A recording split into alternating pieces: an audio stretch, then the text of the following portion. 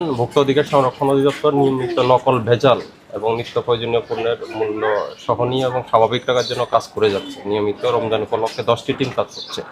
আজকে আমরা বসুন্ধরা আবাসিক এলাকার সোলমাইদের এই স্থানে একটা গোপন সূত্রের প্রেক্ষিতে আমরা একটা বাসা ভাড়া নিয়ে ওই ব্যক্তি আপনার নকল চিনি তৈরি করছেন। বাংলাদেশ চিনি ও খাদ্য শিল্প কর্পোরেশনের যে লাল চিনিটা রয়েছে, এটা প্যাকেটের মূল্য 140 টাকা। উনি এই প্যাকেটটা নকল করে চকবাজার থেকে নকল প্যাকেট প্রিন্ট করে এনে 170 টাকা করে বিক্রি করছেন এবং ওনার গোডাউনে প্রায় আমরা 102 বস্তা চিনি পেয়েছি।